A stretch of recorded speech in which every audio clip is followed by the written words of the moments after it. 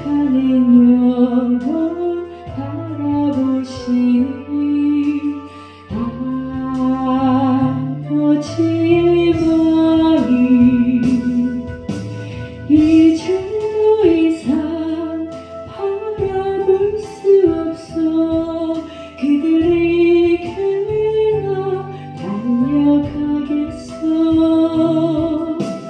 영원한 생명 그 십자가 나 따라가오 세상 날 버려도 지쳐 쓰러져도 나 놓을 수 없는 십자가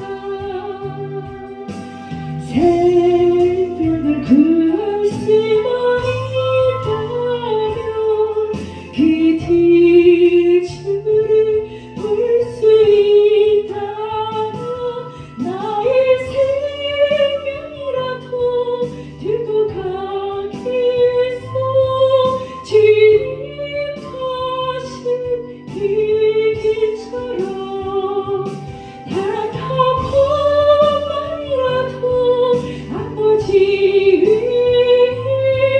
아낌없이 드리세요 흘러내리는 눈물을 이제 난 알 수 있겠어 죽어가는 영원 바라보시는 아버지의 마음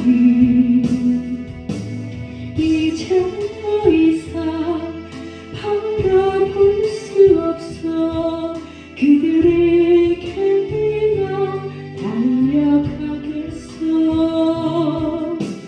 영원한 생명 그 십자가 나 따라가오 세상 날 버려도 지쳐 쓰러져도 나 놓을 수 없는 십자가 생명을 구할 수만 있다면 그 뒷줄을 볼 수 있다면 나의 가슴 속에서 이리 리듬을 내 아버지 사랑이죠 이제 울지 말아요 세상 모두가 주의 이름 부르세요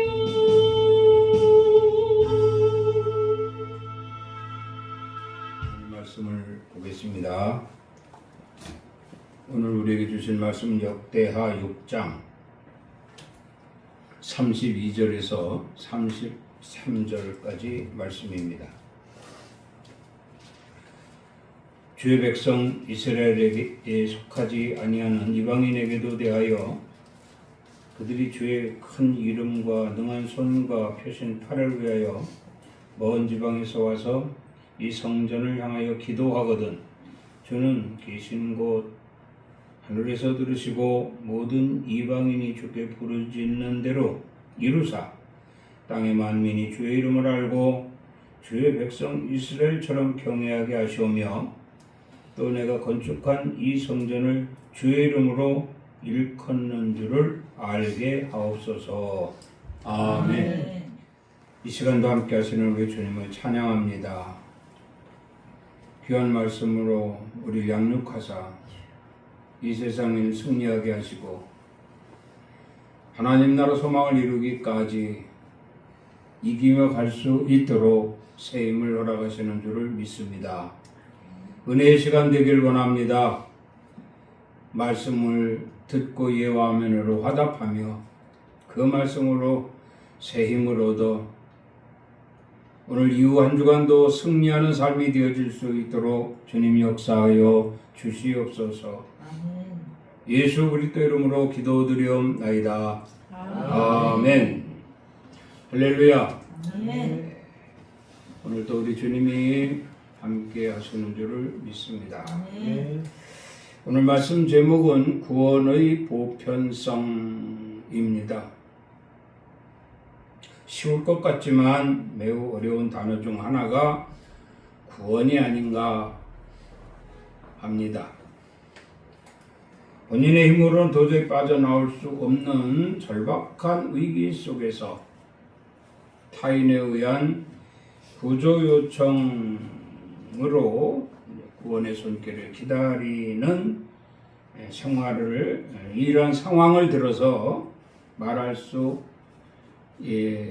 있는 것이 바로 구원이다.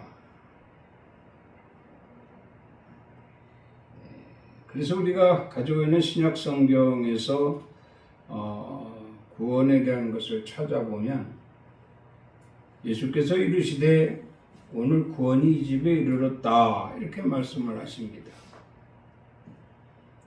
예수를 영접한 삭개오의 집에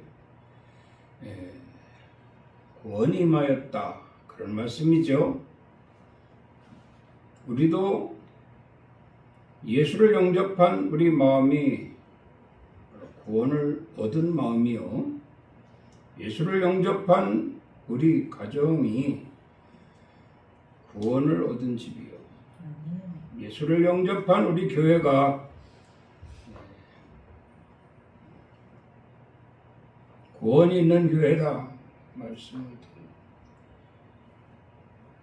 다른 이로서는 구원을 받을 수 없느니라. 누구든지 주의 이름을 부르는 자는 구원을 얻으리라. 사도 베드로가 이른 말입니다. 예수밖에 없다는 얘기죠. 우리를 구원하실 이는 오직 예수. 본인의 힘으로는 도저히 빠져나올 수 없는 절박한 위기 속에서 타인에 의한 구조 요청이 이루어지는데 그 타인이 바로 예수라. 우리를 구원하실 이는 예수밖에 없습니다. 사도 바울도 이렇게 말합니다. 주 예수를 믿으라. 그리하면 너와 네 집이 구원을 받으리라. 이걸 하나님 말씀이라고 하면서 계속 전하는 거예요. 어느 곳에서든 이 말씀을 전합니다. 주 예수를 믿으라.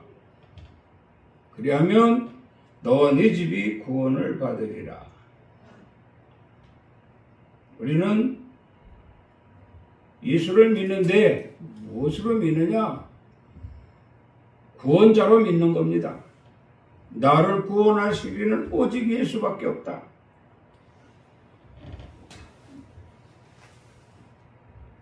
히브리 저자는 이렇게 말합니다. 잠깐 후에 오시리가 오시리니 지체하지 아니하시리라 했어요. 이것은 구원하실 주님이 이제 십자가에 죽으시고 3일 만에 다시 살아나셔서 보혜사 성령을 보내주시기로 약속하고 다시 오실 것을 또 이루시면서 하늘로 올리우셨습니다. 그러니까 구원하시리가 다시 오신다는 얘기예요. 다시 오실 것인데 어떻게 지체하지 않고 오실 것이다 그랬어요. 그때도 예수는 우리의 구원자요. 부활 성찬하신 이후에도 예수는 우리의 구원자요. 이제 다시 오실 때가 가까워 지체하지 않고 우리에게 오실 이가 우리를 구원하실 예수라 이렇게 말씀을 하고 있는 겁니다. 야고보도 이렇게 말씀합니다. 재판관은 오직 한 분이시니 능히 구원하시며 멸하시기도 하시느니라. 구원하시기도 하고 멸하시기도 하신다. 그런 말씀이에요. 다시 말하면 심판 때 판결의 결국을 말씀하고 있는 겁니다.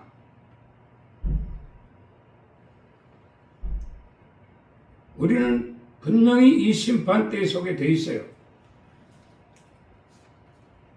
심판대 속에 돼 있는데 우리가 믿는 예수 그리스도는 우리를 구원하실 분이요. 그래서 나는 언제나 항상 예수 그리스도를 믿으며 구원받기를 소망하고 있다라고 한다면 그는 반드시 주님이 오셔서 심판하실 때 구원하신다는 겁니다.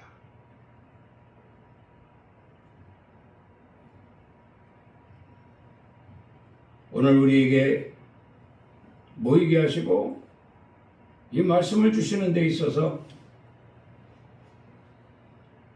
함께하는 모든 성도들은 언제나 항상 정말 이제 곧 재판관으로 오실 것인데 우리가 예수 믿고 구원받은 것을 잘 지켜서 그때 심판대 앞에서 구원의 대열에 합류할 수 있는 그런 믿음으로 살아야 되겠다라는 결단을 가져야 할 줄로 믿습니다. 사도 요한 또한 역시 귀 있는 자는 성령이 교회들에 가시는 말씀을 들을지어다 그랬어요. 성령이 교회들에게 하시는 말씀이 무엇일까? 당연하죠. 구원자로 오신 예수 그리스도, 그분이 3년 동안 공생애하며 많은 영혼들을 구원하셨거든요. 성령 시대에 들어서 사도들을 통한 구원 사역이 실질적으로 일어났어요. 역시 오늘날도 많은 죄종들을 통해서 교회에서 구원 사역이 계속되고 있다는 말씀입니다. 그래서 성령이 교회들에게 하시는 말씀이 무엇인가? 바로 여기에 성령께서 구원의 역사가 있게 될 것이라는 것을 가르치는 것입니다. 주여, 오늘 우리가 모여있는 이 성전은 하나님 말씀대로 구원 사역이 있는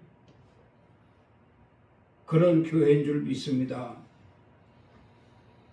우리가 모두 모여 구원의 대열에서 이탈하지 아니하고 정말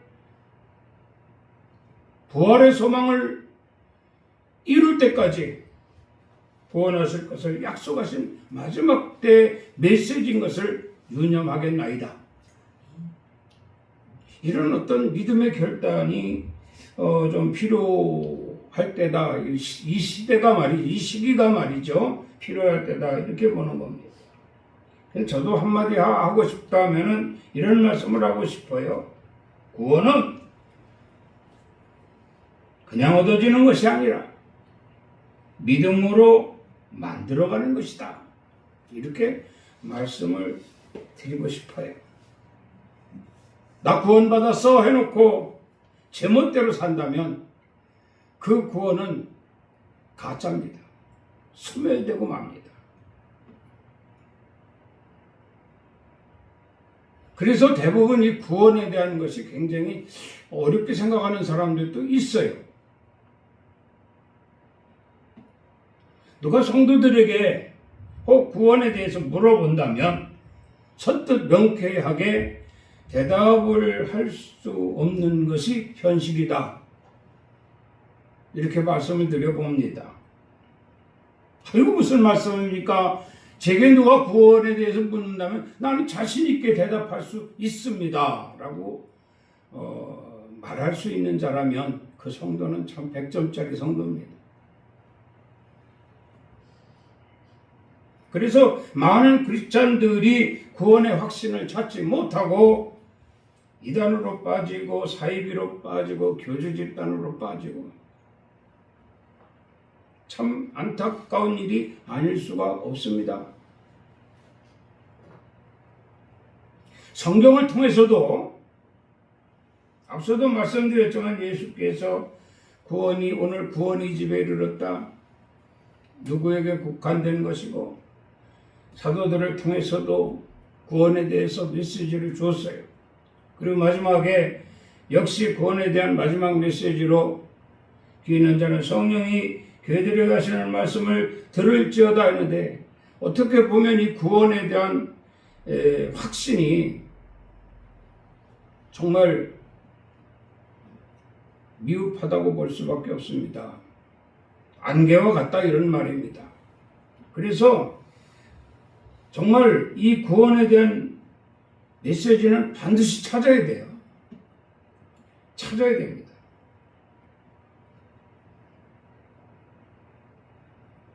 어떻게 말씀드렸지만 기초적인 것만 제공할 뿐이지 제대로 캔에서 가르치는 이런 그래서 알게 하는 매우 힘든 시대가 아닌가 이렇게 보는 거죠. 현실적으로 많은 성도들이 구원의 확신을 갖지 못하고 미혹되었다라고 하는 것은 사실이죠. 이것만 봐도 한국교회 참으로 구원에 대한 명쾌한 답을 필요로 할 때가 아닌가 이렇게 봅니다. 신학서적에서 말하고 있는 구원의 특징에 대해서 몇 가지 살펴봤습니다. 신학서적 하면은 칼빈 신학이 있고요. 그 칼빈 신학에서 보여지는 구원의 특징에 대해서 살펴보겠습니다. 칼빈 신학에서 보여지는 구원의 특징은 크게 5가지로 말씀하고 있어요. 하나는 성령의 은혜의 역사입니다. 성령의 은혜의 역사. 이것을 다른 말로 하면 기쁨이라 해서 기쁨. 성령이 우리에게 유입된 것은 우리에게 기쁨을 주기 위한 것입니다. 믿음 생활도 기쁨으로 하면 성령 충만한 자요. 찬송도 은혜스럽게 정말 은혜스럽게 성령의 은혜의 역사고 은혜스럽게 가사를 생각하면서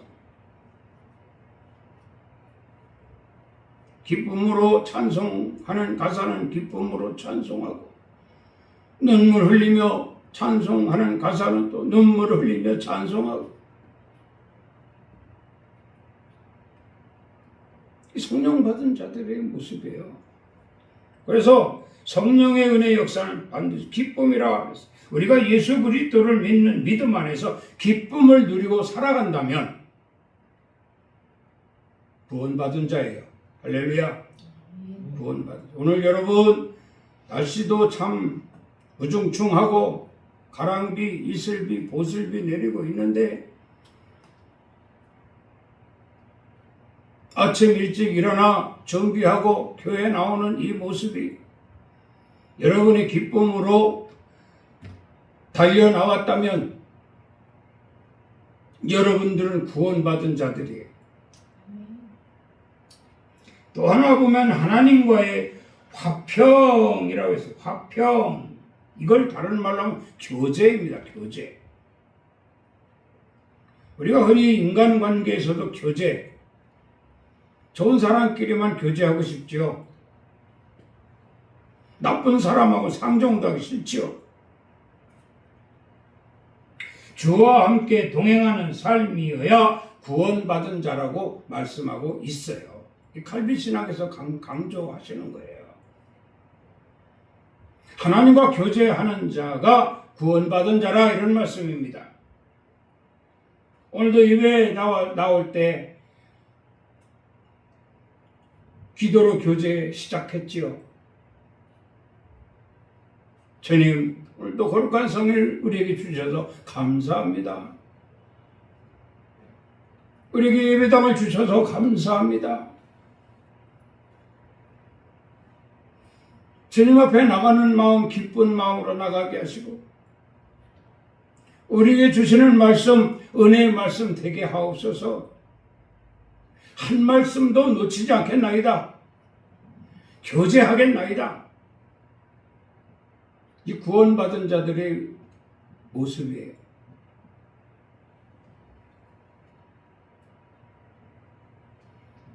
또 하나는 죄로부터의 해방입니다.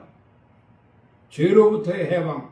여러분, 죄로부터 해방되는 방법이 하나 있어요. 그게 뭐냐면 회개입니다. 회개.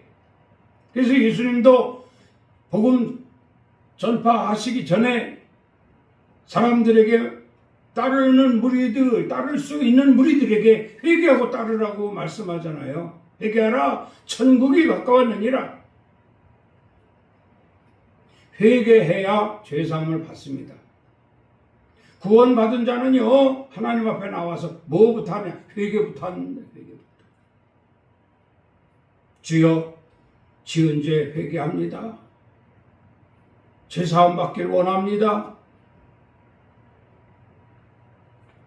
날마다 주 앞에 나와 회개하면 죄사함을 받고 자유함을 누리기 위함이라. 이런 얘기예요. 이런 자들이 구원받은 자들입니다.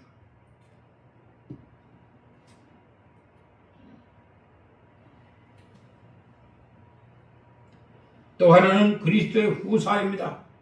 그리스도의 후사. 나는 누구냐? 여러분은 누구라고 생각합니까? 세상 이름 부르면서 나는 누구입니다. 세상의 어떤 직책을 나타내면서 나는 아무개입니다. 그건 세상 사람들이 하는 얘기예요. 우리는 누구냐? 하나님의 자녀입니다.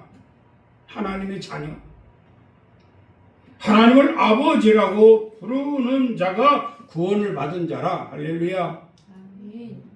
우리 기도할 때 하나님 아버지 반드시 들어가지 않습니까? 예수님을 부를 때 예수 그리스도를 반드시 같이 동일하게 부르듯이 우리 하나님 부를 때 아버지 부르 하나님 아버지 부르잖아요. 하나님을 아버지라 부르는 자가 구원을 받은 자라고 칼빈 신학에서 말하고 있습니다. 아주 쉽지요.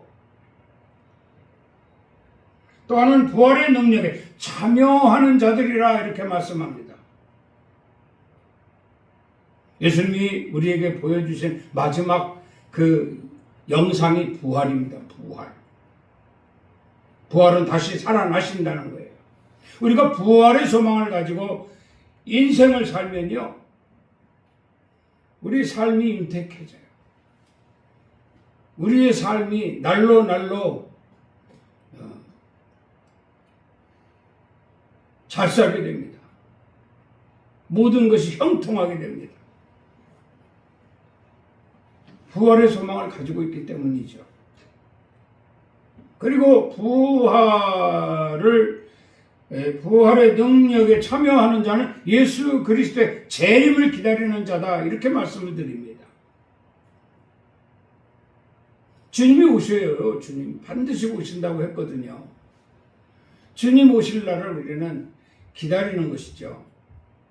그래야 우리도 주님 따라 천국의 소망을 이룰 것이 아닙니까?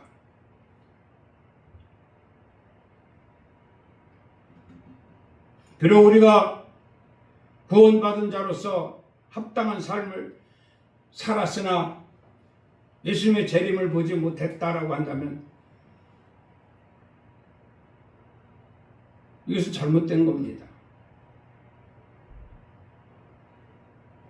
개인적인 종말이 와도 예수님은 분명히 그 사람에게 오십니다.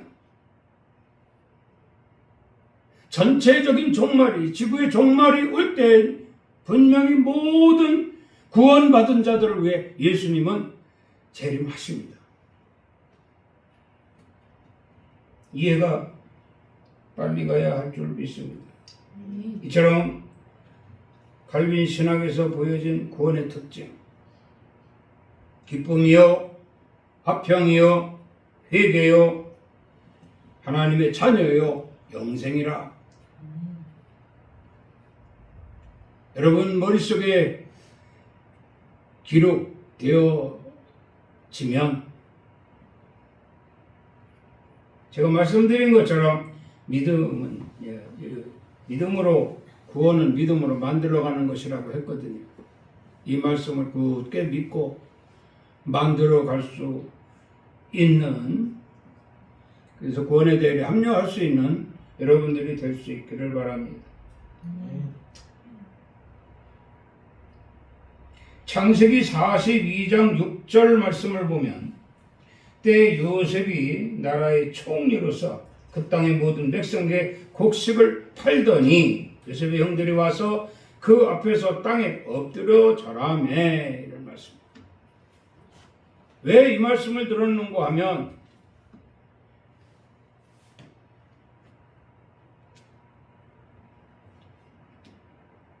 요셉의 형들은 요셉이 애굽의 국무총리로 있는 것을 전혀 모릅니다. 그저 애굽의 총리가 있는데 곡식을 판다더라.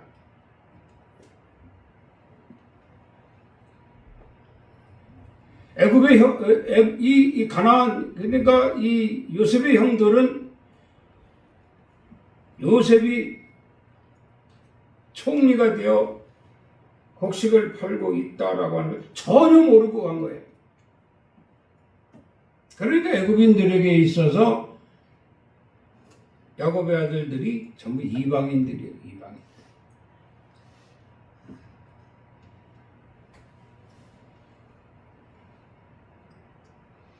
여기 이런 말씀이 있습니다. 요셉은 형들인 줄 알았으나 모른 척 했다. 그렇죠? 그리고 묻습니다. 뭐라고 물었는고 하니 너희가 어디서 왔느냐 이렇게 묻습니다. 그러니까 답이 가나안 땅에 기근이 있어 곡물을 사러 왔습니다. 이렇게 말한 거예요. 그 소리를 듣고 요셉은 바로 팔지 않았습니다. 그들을 사흘 동안 가두어둡니다. 사흘 동안 가두어둬요. 자, 그러면 곡식을, 이 가뭄이 들어서 곡식을 사러 애굽 땅으로 내려오는 수고를 했습니다. 값을 치고 값을 주고 곡식을 샀어야 되는데 바로 팔질 않았어요. 그러니까 여기서 걱정이 될 거 아닙니까? 돈만 주면 바로 팔 줄 알았는데 안 파네. 어떡하지? 걱정입니다. 걱정이에요. 불안합니다. 돈 주고 곡식을 사가지고 바로 아버지 야곱에게 가야 돼. 가나안 땅으로 가야 되는데 곡식을 안 주는 거예요. 안 팔아요. 그리고 오히려 가둬놓으면 가둬놔. 3일 동안 굶겨버립니다. 그러니 이 야곱의 아들들은 지쳤어요. 죽게 생겼어요. 큰일 났어요. 가족들 다 굶겨 죽이게 생겼어요. 도대체 애굽의 국무총리라고 하는 이 청년의 횡포가 아주 이루 말할 수가 없다는 거죠.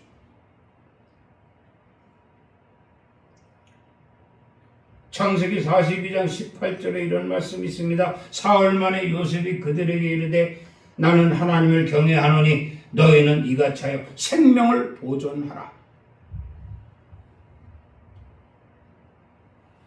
나는 하나님을 경외하는 자니 너희도 이같이 하여. 이같이 하라는 건 내 말을 잘 들으라는 얘기예요.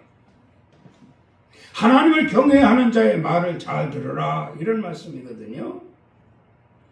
잘 들어서 이같이 하여 이르는 대로 해서 너희 생명을 보존하라, 이런 얘기입니다.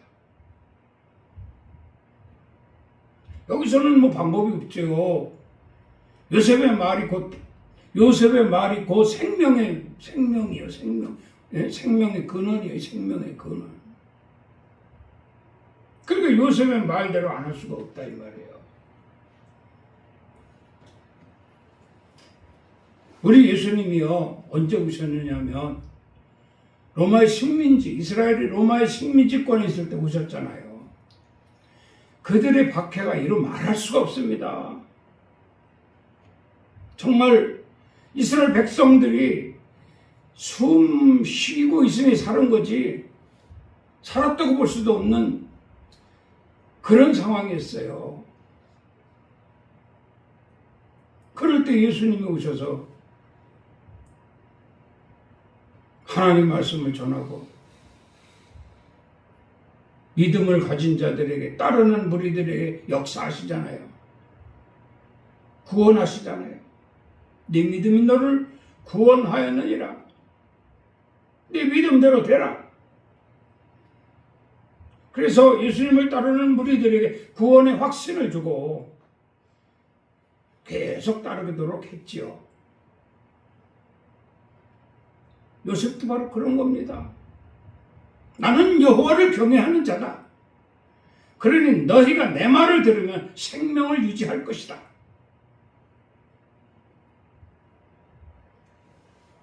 힘들고 어려운 인생길에서 하나님을 경외하는 자의 목소리를 듣고 싶어서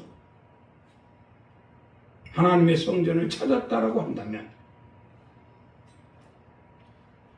이 말씀이 구원받는 말씀이구나. 이 말씀이 생명을 주시는 말씀이구나. 할렐루야. 이렇게 기억될 수 있기를 주의 이름으로 축원합니다. 마태복음 1장 21절에 이렇게 말씀합니다. 아들을 낳으리니 이름을 예수로 하라. 이는 그가 자기 백성을 그들의 죄에서 구원할 자이심이라 하니라. 죄 가지고는 못 가요. 반드시 죄사함을 받아야 천국 가는 거예요. 그러니까 구원은 죄 가지고 구원을 못 받아요. 죄 사함을 받아야 구원을 얻게 됩니다. 그 회개가 필요하다고 칼빈 신학에서 가르치고 있잖아요. 회개하라. 천국에 가까웠느니라. 가까워진다는 건 뭐예요? 곧 갈 수 있는 거리가 된다는 거예요. 회개하면 한 발짝만 뛰어도 천국이 될 수가 있는 겁니다. 그런 말씀이에요. 그러나 회개치 못하면 죄 가지고는 갈 수 없으니, 죄 가지고는 구원을 받을 수 없으니 버려진 자가 될 것이다, 이런 말씀. 그래서 말씀합니다. 그가 여기에 보면은 그가 자기 백성을 그들의 죄에서 구원할 자이심이라. 요한복음 1장 4절에 보면 그 안에 생명이 있으니 사람의 빛이라. 그 아니면 예수 안에, 예수 안에. 우리의 구원주로 오신 예수 안에 생명이 있다. 생명이. 그 생명이 우리에게 빛이 된다는 거예요. 빛은 뭡니까? 빛은 어두움의 반대잖아요. 어두움은 갈팡질팡 알 수 없잖아요. 수렁인지 낭떠러지인지 죽음의 길인지 전혀 알 수 없습니다. 그러나 빛을 비추면 그 길이 안전한 길인지, 그 길이 행복한 길인지, 그 길이 축복의 길인지, 그 길이 생명의 길인지 알 수 있다, 이런 말씀이에요.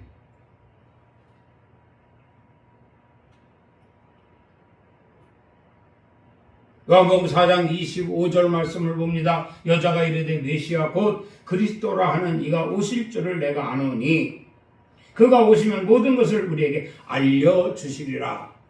이런 말합니다. 그러니까 예수께서 뭐라고 그랬어요? 단번에 내가 그라. 내가 그라. 자, 예수께서 이르시되 내가 그라 하시니라 그랬거든요. 그 뭐예요? 여기 메시아는 뭐라고요? 구세주. 구세주의 특징은 뭐예요? 구원자. 세상을 구원할 자, 나를 구원하실 자, 바로 메시아입니다. 그러니까 이 여자가 예수님 앞에서 하는 말이거든요. 메시아 곧 그리스도라 하는 이가 오실 줄을 내가 아노니 그랬습니다. 알아야 됩니다. 알아야 돼요. 모르면 죽어도 모릅니다. 죽어도. 맨 앞에도 앉혀놔도 모르면 모릅니다. 알아야 됩니다. 어떻게 알려고 해야 아는 거예요. 내가 오늘 은혜 받아야지 하고 와서 앉아야 은혜 받지. 또 오늘 또 그렇고 그렇겠지 하고 저 뒤에 앉아서 그냥 마당만 밟을 뿐이에요. 아무런 의미가 없습니다. 누가 구원과 빠릅니까? 바짝바짝 앉아서 알려고 하는 사람에게 구원이 빠릅니다. 그렇지 않고 저 뒤에서 절대 그 사람은 구원과 거리가 멀다고 말할 수 있습니다. 이 여자 보세요. 이 여자. 메시아 곧 그리스도라는 구세주, 곧 구세주가 오실 줄을 내가 아나이다. 그러니까 예수님이 내가 그러라 그랬거든요. 내가 구세주다 이런 말씀이에요.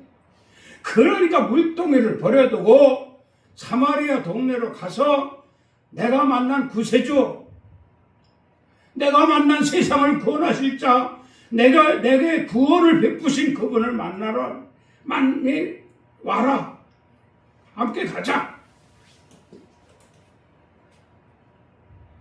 얼마나 이 성령이 충만해가지고 외쳤으면 그것이 그저 별 볼 일 없는 사람들에게까지도 꽂혀가지고 그들이 일손 놔놓고 함께 예수께로 달려왔겠냐 이 말이에요. 그걸 보고 제자들이 보라 추수할 때가 이르렀다 이런 말씀을 하시잖아요. 구원받을 자들은 다 이렇습니다. 사무엘상 11장 9절 말씀을 봅니다. 무리가 와 있는 전령들에게 이르되 너희는 길르앗 야베스 사람들에게 이같이 이르기를 내일 해가 더울 때에 너희의 구원을 받으리라 하라. 전령들이 돌아가서 야베스 사람들에게 전함에 그들이 기뻐하니라. 사울이 이스라엘의 왕이 된 지 얼마 안 됐어요. 근데 이 야베스는 이스라엘의 국경입니다. 어디하고 국경이냐면 암몬 사람들과 국경이에요. 근데 수시로 이 암몬 사람들이 수시로 야베스 사람들을 막 와서 괴롭히고 빼앗고 국경인지라 늘 힘들어요. 늘 힘들어. 그래서 전령을 사람들을 보내는 거예요. 우리 너무너무 힘들어 죽겠으니 우리 좀 살려달라고 말이에요. 이 소식을 사울이 들었어요. 근데 사울이 왕이 되고 나서는 하나님의 신이 사울에게 임했기 때문에 사울이 그때는 왕으로서의 아주 책임을 다하는 때죠. 그 왕이 이거 암몬 사람들과 한바탕 싸워야 되겠다. 네? 그래서 전국에 방을 붙여 사람들을 모으니 33만 명이 모아집니다. 33만 명. 33만 명을 모아놓고 전령들에게 그렇게 말을 가서 야베스 사람들에게 내일 해가 중천에 떴을 때 너희가 구원을 받을 것이다. 그러니까 전령들이 막 그냥 숨도 안 쉬고 달려와가지고 야베스 사람 벌벌벌벌 모압 사람들에 의해서 벌벌벌벌 떨고 있는 야베스 사람들에게 말하는 거예요. 우리 왕이 내일 해 중천에 떴을 때 우리를 구원하러 온다고 우리를 구원받을 것이라고 말했다 이 말이에요. 그 병사 33만 명을 동원해서 암몬 사람들을 치러 오겠다는 거죠. 그러니 걱정하지 말라 이런 얘기입니다. 그러니까 야베스 사람들이 기뻐하니라. 기뻐하니라. 이해가 빨리 갔으면 좋겠습니다. 우리의 구원자는 예수밖에 없습니다. 우리가 세상에 나가 살면요, 이리 부딪히고 저리 부딪히고 이리 깨지고 저리 깨지고 참 힘든 세상이. 세상에서 살 때는 그러려니 하고 살았지만 예수 믿고 구원받아서 좀 뭔가 좀 알고 영적인 것을 알고 나가서 살려니까 너무 힘들다. 어렵다 이 말이에요. 야베스 사람들은 전령을 보냈지만 우리는 직접 하나님께로 나와요. 왕의 왕, 전지전능하신 하나님께 나와서 주여 우리 좀 살려주시옵소서. 이 마귀들이 수시로 나를 괴롭히나이다. 너무 고통스럽고 너무 힘듭니다. 우리 좀 살려주십시오 하고 기도하면 그래 알았다. 내가 반드시 너에게 구원을 베푸리라. 기쁨으로 돌아가는 거예요. 아니나 다를까 확 달라집니다. 다 마음먹기 달렸어요. 마음먹기 달렸어요.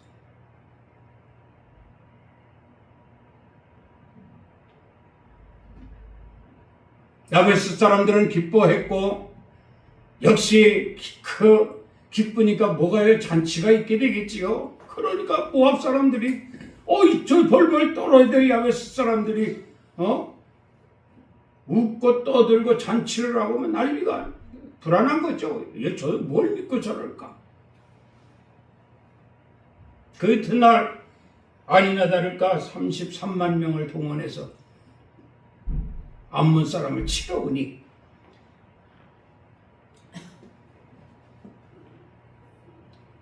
야베스 사람들의 구원의 역사가 일어납니다. 할렐루야. 하나님이 하시는 일인 줄 믿습니다. 하나 더 곱게 시편 35편 9절에 보면 내 영혼이 여호와를 즐거워하며 그의 구원을 기뻐하리로다. 예, 이렇게 살아야 돼요. 여호와로 인하여 즐거워하고 여호와로 인하여 기뻐하면 구원을 받은 사람들의 모습이다. 그런 얘기입니다. 오늘 우리는 칼빈 신학에서 말한 5가지 구원받은 자들의 모습을 우리가 바라봅니다. 그래서 나도 구원받은 사람들 중에 하나다라고 한다면 그 5가지에 우리가 잘 유념해서 구원받은 자의 모습으로 보여져야 될 것이다. 그런 말씀입니다. 우리에게는 또한 오직 예수 그리스도밖에 없습니다. 하나님께서 우리를 구원하시려고 독생자 예수 그리스도를 이 땅에 보내주셨고 우리에게 부활의 소망을 주셨고 우리가 이 땅에서 구원받고 하나님 나라 소망 이루기까지 언제나 항상 늘 함께 하시겠다고 약속의 말씀을 하셨으니 그 말씀 굳게 믿고 주께로 피하여 언제나 구원받은 자로서의 적이 합당한 삶을 살아갈 수 있는 사랑하는 성도들이 되기를 주의 이름으로 축원합니다. 하나님 아버지 감사합니다. 메시아 곧 구세주로 우리에게 오신 예수 그리스도를 다시 한번 고개 들어 바라봅니다. 우리를 사랑하시는 주여 죄악된 세상 가운데서 구원하여 주시고 생명의 길로 인도하시는 하나님을 찬양합니다. 우리 모두 거기에 합류하여 영원한 생명 얻을 수 있는 참된 크리스찬들이 되게 하여 주시옵소서. 시종을 의지하며 예수 그리스도 이름으로 감사하며 기도드리옵나이다. 아멘. 지금은 우리 주 예수 그리스도의 은혜와 우리 하나님 아버지의 사랑하심과 성령님의 감화 감동 충만 위로 역사하시니 오늘 모여 예배하고 특별히 구원의 소망을 이루어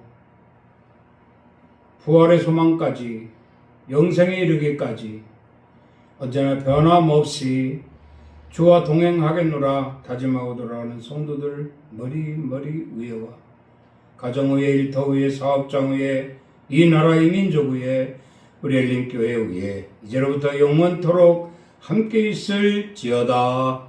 아멘. 주님 감사합니다. 저희들에게 언제나 늘 항상 함께 하시며 기쁨으로 단을 쌓게 하시고 화평을 이루게 하시고 교제할 수 있게 하시며 영생에 이르기까지 변함없이 함께 하시는 우리 주님을 다시 한번 찬양합니다. 영광 돌리게 하옵소서. 예수 그리스도 이름으로 축복하며 기도드리옵나이다. 아멘. 하나님께 영광의 박수를 드리겠습니다. 오늘도 승리했습니다.